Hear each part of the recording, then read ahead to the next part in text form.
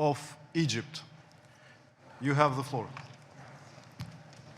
Thank you, Mr. Chairman. Good morning. And I have a long speech, so I will read a short one, and I will forward the full version to the Secretariat to be distributed. Excellencies, at the outset, I would like to express our appreciation to the Polish chairmanship for the wise leadership and exemplary guidance of our work this year. Our appreciations and thanks also go to the North Macedonia on their chairmanship of the Mediterranean Partnership and their valuable contribution to promote the Mediterranean dimension of the OSCE. As we gathered during an important moment characterized by complex and intertwined crises, as the world continues to struggle with the repercussions of the COVID-19 pandemic, international tensions have reached an unpredictable level.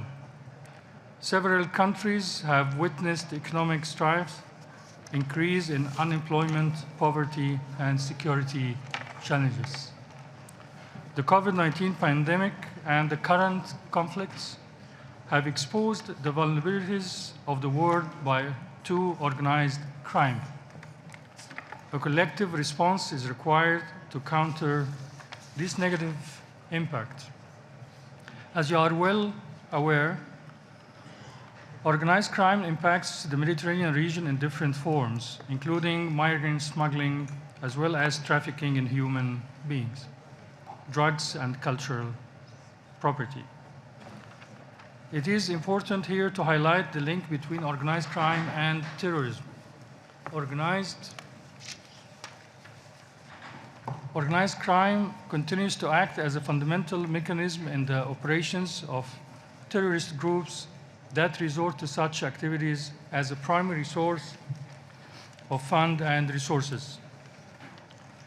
Moreover, it is important to examining the increased misuse of new technologies for illicit criminal activities. Furthermore, the current conflicts have already exposed the fragility of global food systems. Accordingly, most of the developing countries are particularly vulnerable to the multiple risks created by these conflicts. Consequently, we must seek to redouble our efforts despite any differences to avert the hunger catastrophe the world is facing, especially that we are at a critical crossroads. Mr. Chair, water security remains one of the most important challenges facing our world today and the future of our youth, especially in the Middle East and the African continent.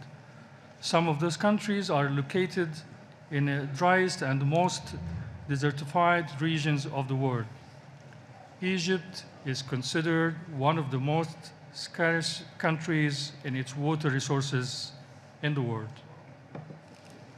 Our annual share of water is 560 cubic meters per person, placing the country well below the international threshold of water scarcity.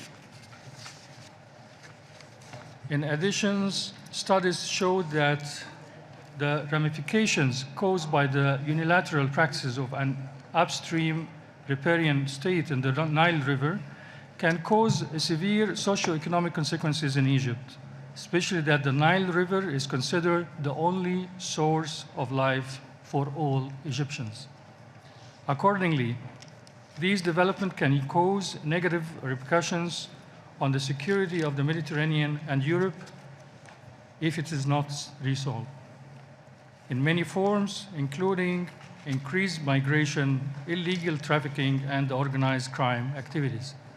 Mr. Chair, reaching just solutions in crises in our region remains an essential pillar in building a secure and stable international system and for the prosperity of the region. At the forefront of these issues comes the need to reach a just, lasting, and comprehensive negotiated solution to the Palestinian issue, based on the decisions of international legitimacy and the two-state solution, with the establishment of the Palestinian state on the borders of June 4, 1967, with East Jerusalem as its capital, while halting any unilateral measures that would change the facts on the ground and undermine the prospects of the final solution. In the same vein, Egypt continues to support the efforts in Libya to complete the constitutional framework so that the presidential and parliamentary elections can be held simultaneously, especially that the transition period has ended.